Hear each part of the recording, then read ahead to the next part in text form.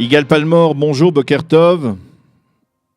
Tov de Jérusalem. Au Boker Tov, je rappelle que vous étiez porte-parole du ministère israélien des Affaires étrangères, que vous êtes aujourd'hui le directeur du département de la communication à l'agence juive, et nous voulions profiter de votre expérience diplomatique pour tenter de mieux comprendre ce qui va se passer aujourd'hui et qui est qualifié par les observateurs israéliens d'événements historiques, puisque apparemment, sauf changement de dernière minute, le président américain devrait annoncer ce soir à 20h dans un discours de politique générale à Washington que les États-Unis reconnaissent Jérusalem comme capitale de l'État d'Israël.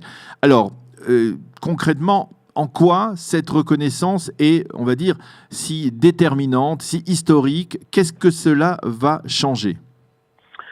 Elle est historique et elle ne changera strictement rien.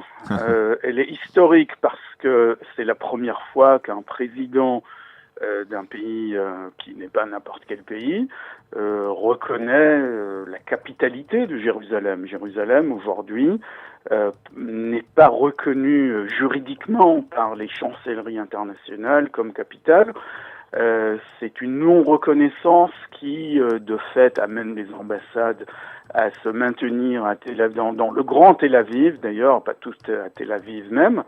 Mais à part ça, en fait, il n'y a pas vraiment d'impact sur la vie quotidienne de la ville, puisque toutes les visites officielles s'effectuent à Jérusalem. Quand il y a un président ou un premier ministre étranger qui vient en visite officielle, il se rend bien à Jérusalem, à la Knesset, au bureau du Premier ministre, à la présidence, etc., etc. Donc tout se passe comme si Jérusalem était reconnu, même si juridiquement, techniquement, voilà, il n'est pas reconnu.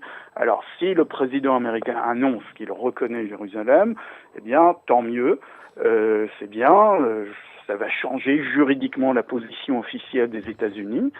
Malheureusement, ça ne va pas. Ce n'est pas une déclaration qui est de nature à en entraîner d'autres. Alors c'est ça, parce que est-ce que vous pensez que ce type de déclaration peut pousser d'autres pays, qui sont les alliés des États-Unis, à en faire de même? Alors justement, je crois que ce n'est pas le cas. Si on fait exception de petites républiques très éloignées du Pacifique, comme la Micronésie, ça ne va peut-être pas entraîner, ça ne va sans doute pas entraîner un mouvement international, simplement parce que Trump n'a consulté personne, il fonce comme un hussard, et on sait que son image personnelle, en Europe notamment, en Amérique latine, en Asie, n'est pas celle d'un modèle à suivre. Alors, est-ce que vous pouvez essayer de comprendre ce qui pousse Donald Trump à agir de la sorte? Est-ce que ce sont des pressions israéliennes, comme il l'a prétendu lors de sa conversation téléphonique hier à Mahmoud Abbas? Est-ce que ce sont, par exemple, des pressions des évangélistes américains à qui il doit, on va dire, une partie de sa victoire électorale l'an dernier? Qu'est-ce qui pousse le président américain, après, on va dire, il faut bien l'avouer, un an de stagnation et de torpeur dans le dossier israélo-palestinien, à prendre cette décision? Selon toute évidence, c'est sa base électorale chez les évangélistes qui le pousse à le faire. Il leur a promis de reconnaître Jérusalem, il leur a promis de transférer l'ambassade américaine à Jérusalem. Jusqu'à présent, il n'a rien fait. Pour eux, il s'en est tiré avec des excuses peu convaincantes. Pour d'autres, il a simplement découvert la réelle politique, mais il veut satisfaire sa base électorale. Et comme il a fait des promesses tonitruantes lors de sa campagne électorale à propos de Jérusalem, eh bien, il tient à tenir parole. C'est aussi simple que ça. Alors, les répercussions d'une telle décision, on entend les Palestiniens menacés d'une nouvelle intifada. On parle de journée de colère aujourd'hui et demain dans les territoires, dans la partie est de Jérusalem. On entend Tayyip Erdogan affirmer que menacé de rupture des relations diplomatiques entre Israël et la Turquie. À votre avis, est-ce qu'on est à la veille d'une nouvelle période de tension, une troisième intifada, une quatrième intifada? Je crois que cette déclaration va en effet générer des tensions. Ça énerve beaucoup certains dans le monde arabo-musulman. On a entendu notamment le président turc et on a entendu des déclarations du côté palestinien. Mais il faut remarquer quand même que les déclarations du côté des dirigeants arabes, égyptiens, jordaniens, saoudiens ont brillé par leur modération, par leur absence. Et donc, même si ça énerve énormément les Palestiniens, ils ne vont pas vraiment sentir le vent de la solidarité arabe souffler dans leur dos. Donc, oui, des tensions certainement, mais il va falloir gérer avec beaucoup de prudence cette période et la traverser pour n'en sortir qu'avec des tensions verbales. Évidemment, il y a un risque de dérapage si on gère mal la situation, mais on peut s'en sortir sans trop de mal. Alors, est-ce que vous avez une explication à ce positionnement de Donald Trump? On se souvient que pendant la campagne électorale, Donald Trump avait affirmé que pour lui, l'une des clés d'un progrès ou d'un aboutissement du processus de paix entre Israéliens et Palestiniens serait justement de manifester une forme de neutralité entre Israéliens et Palestiniens. Or là, et ce n'est pas depuis hier, mais depuis, on va dire, depuis que l'équipe des négociateurs, ou en tout cas des conseillers proches du président américain sur le Proche-Orient, c'est-à-dire Jared Kushner, Jason Greenblatt, David Friedman, l'ambassadeur des États-Unis ici, est installé. On a le sentiment véritablement que c'est une équipe, une dream team, comme je le disais, pour l'État d'Israël. C'est une équipe de rêve pour les Israéliens et une équipe extrêmement problématique pour les Palestiniens. Il n'y a plus d'impartialité américaine, il y a une forme de prise de position en faveur de l'État d'Israël de la part des Américains? Oui, je crois que c'est assez évident. L'équipe présidentielle est fortement marquée par sa sympathie déclarée pour Israël. Vous avez énuméré les membres de la Dream Team. Les Palestiniens l'ont vu, c'est évidemment une équipe de rêve pour les Israéliens et je dirais que c'est un ensemble assez problématique, pour rester délicat, d'un point de vue palestinien. Mais il reste que c'est l'équipe américaine, ce sont les personnes d'influence à la Maison-Blanche et je crois qu'avec le soutien des évangélistes derrière, Donald Trump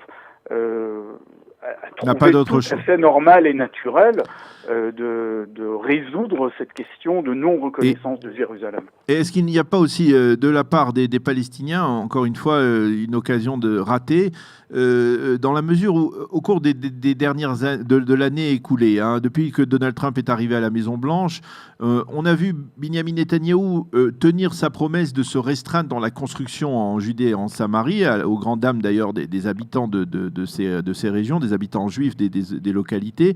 Mais par contre, on n'a pas vu les Palestiniens faire de véritables gestes comme l'exigeaient les Américains. Par exemple, cesser le versement des salaires aux terroristes palestiniens emprisonnés dans les prisons israéliennes, ou alors cesser la campagne de dénigrement de l'État d'Israël dans les instances internationales. Est-ce que finalement vous pensez que c'est cette différence de répondant de la part des deux parties aux exigences américaines qui a poussé Donald Trump à faire cette déclaration? Alors, du point de vue palestinien, je crois qu'ils ont constaté d'abord leur désavantage fondamental à Washington avec l'équipe au pouvoir. Ils ont peut-être déduit qu'ils ne pourraient pas rattraper ce désavantage, quoi qu'ils fassent, puisque l'équipe est du côté israélien à 100%, et donc ça ne valait peut-être pas la peine de faire des gestes. Et d'un autre côté, on sent depuis quelques années un désintérêt total de la plupart des régimes arabes à l'égard de la question palestinienne. Donc même s'ils avaient considéré de faire des gestes, est-ce que ça aurait été soutenu et légitimé par les pays arabes qui les soutiennent? Je crois qu'ils ont compris que les Saoudiens et les Égyptiens avaient d'autres chats à fouetter et que s'ils faisaient quelque chose qui pourrait paraître un peu controversé à leur propre opinion, ils n'auraient pas forcément les dirigeants arabes de leur côté. Et donc, voilà, ils font un calcul, ils passent tout par perte et profit, ils se disent que, voilà, ils n'ont plus rien à gagner à tenter de plaire à l'administration américaine. Alors, Igal, une question aussi, on a parlé ce matin, et je l'ai écouté sur la radio israélienne une possibilité de formulation, on va dire, un peu plus floue de la part du président américain. Vous qui avez été de longues années de diplomate, est-ce qu'il est encore possible que Donald Trump fasse une fausse déclaration historique et que finalement ce soit une déclaration qui pourrait être interprétée comme une reconnaissance de Jérusalem comme capitale de l'État d'Israël, mais pas seulement, comme une reconnaissance de Jérusalem ouest, par exemple, ou alors la possibilité également de dire qu'on reconnaîtra le moment venu la partie de Jérusalem comme capitale d'un futur État palestinien. Est-ce que finalement il risque pas de nous rouler dans la farine un peu, Donald Trump? Oui, je crois qu'il faut rester prudent. Ce n'est pas fini, rien n'est joué. On est tous dans le domaine de la spéculation et des fuites. Ce n'est pas terminé jusqu'à ce que ça ne soit pas terminé, comme disent les Américains. It's not over until it's over. Tant que le président n'a pas fait sa déclaration, eh bien, nous ne saurons pas quelle aura été la formule choisie. Et la formule, eh bien, elle peut aller dans tous les sens. Elle peut indiquer une nuance d'un côté et en indiquer une autre de l'autre côté. Elle peut tenter d'être équilibrée du point de vue diplomatique et également donner un peu de satisfaction aux Palestiniens. Elle peut être beaucoup de choses. Je rappelle d'ailleurs que les Russes, le Kremlin, avait publié un communiqué il y a quelques mois dans lequel il semblait reconnaître Jérusalem-Ouest comme capitale. Oui, effectivement. Qui a été quand même un geste sans précédent. C'est passé un peu sous le radar des médias, mais enfin, ça a le mérite d'exister.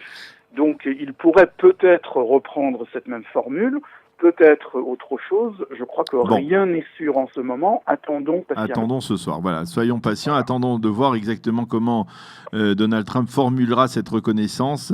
Yigal Palmor, merci beaucoup d'avoir été avec nous, de nous avoir aidé à décrypter un peu ce développement qui doit intervenir dans la soirée. Merci et à bientôt. À bientôt.